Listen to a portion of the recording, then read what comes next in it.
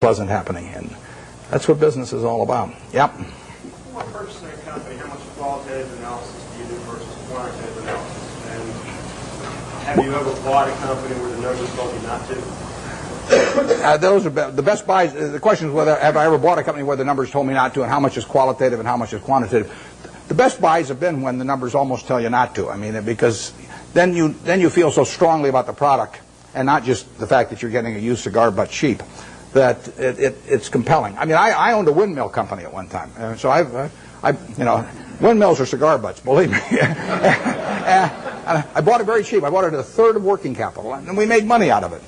But there's no repetitive money to be earned. I mean, there's a one-time profit in something like that, and it's just not. It's not the thing to be doing. I went through that phase. I mean, I bought streetcar companies and all kinds of things. But in terms of the qualitative, I probably understand the qualitative the moment I get the phone call. I mean, almost every business we've bought has taken 5 or 10 minutes, I mean, in terms of analysis. And we bought 2 businesses this year. General Re is, 18 billion or some deal. I've never been to their home office. I hope it's there. There could be just a few guys, and they say, "Well, what numbers shall we send Buffett this month?" I can see him, coming in once a month and saying, "Well, we'll just tell him we've got 20 billion in the bank this month instead of 18 billion or something." But I've never been there. And before I bought Executive Jet, which is fractional ownership of jets, and before I bought it, I'd never been there. I bought my family a quarter interest in the program 3 years earlier, and I'd seen the service and seen it develop well. And I got the numbers, but if you don't know enough to know about the business instantly, you won't know enough in a month or 2 months. I mean, you have to have sort of the background of understanding and knowing what you do understand and don't understand. And that is the key. It's defining what I call your circle of competence. And everybody's got a different circle of competence. The important thing is not how big the circle is. The important thing is staying inside the circle. And if that circle has only got 30 companies in it out of thousands on the big board, as long as you know which 30 they are, you're okay. And you should know those businesses well enough so that you don't need to do lots of work. Now, I did a lot of work in the earlier years just in getting familiar with businesses. And the way I would do that is I would go out and use what Phil Fisher called the scuttlebutt approach. I'd go out, I'd talk to customers, I'd talk to maybe ex-employees in some cases, I'd talk to suppliers, everybody. Every time I'd see somebody in an industry, let's say I was interested in the coal industry, I'd go around and see every coal company, and I'd ask every CEO, if you could only buy stock in one coal company that wasn't your own, which one would it be and why? And you piece those things together, and you learn a lot about the business after a while. And the funny thing is you get very similar answers as long as you ask about competitors. I'd say if you got a silver bullet, and you put it through the head of one competitor, which competitor and why? You'll find out who the best guy in the industry is in that case, or the one that's coming up. And there's a lot of things you can learn about a business. I've done that in the past on the businesses that I feel I could understand, so I don't have to do much of that anymore. It's a nice thing about investing is you don't have to learn anything very new. I mean, you can do it if you want to, but if you learned about Wrigley's chewing gum 40 years ago, you still understand Wrigley's chewing gum. There's not a lot of great insights to get or anything of the sort as you go along. So you do get a database in your head. I had a guy, Frank Rooney, who ran Melville for many years. His father-in-law died, owned a company called H.H. Brown, a shoe company. And he put it up with Goldman Sachs, but he was playing golf with a friend of mine here in Florida and mentioned to this friend, the guy said, "Why don't you call Warren?" He called me at the end of the golf match, and in 5 minutes I basically had a deal.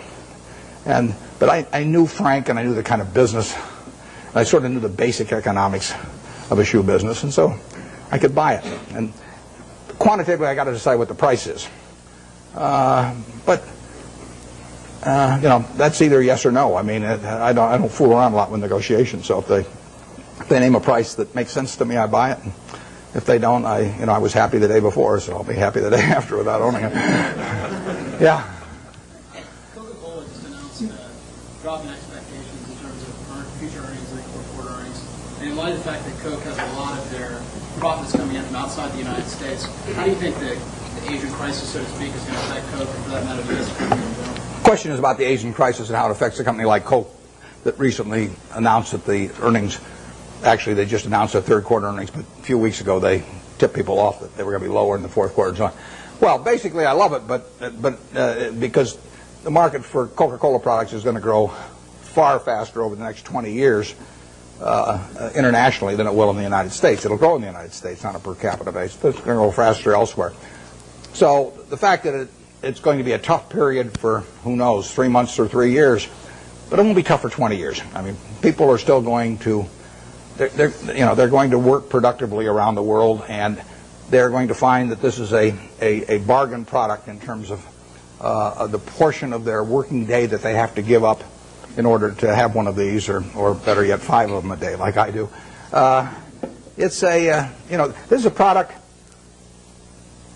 In 1936, when I first bought 6 of those for $0.25 and sold them for $0.05 each, and it was in a 6.5-ounce bottle, and you paid a 2-cent deposit on the bottle. That was a 6.5-ounce bottle for $0.05 at that time.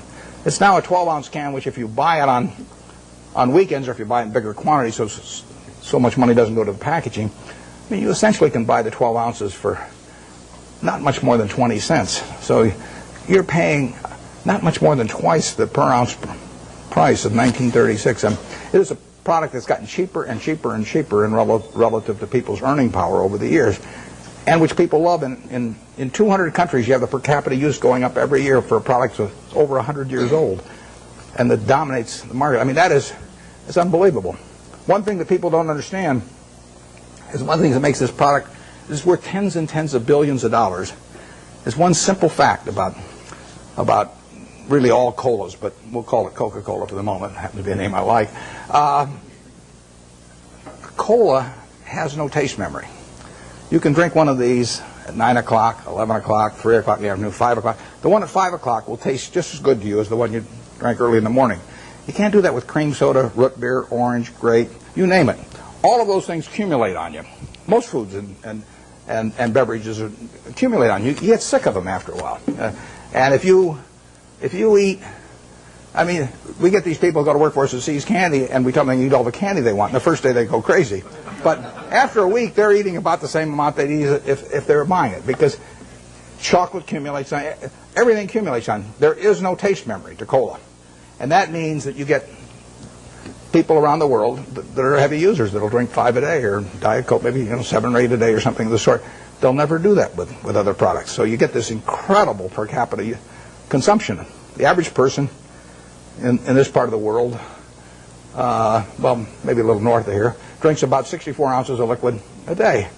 And you can have all 64 ounces of that be Coke, and you will not get fed up with Coke if you like it to start with, in the least. But if you do that with almost anything else, if you eat just one product all day, you'll get a little sick of it after a while. And it's a huge factor. So that today, over 1 billion 8-ounce servings of Coca-Cola products will be sold in the world. And that will grow year by year. It'll grow in every country, virtually. And it'll grow on a per capita basis. And 20 years from now, it'll grow a lot faster internationally than in the U.S. So I really like that market better, because there is more growth there over time. But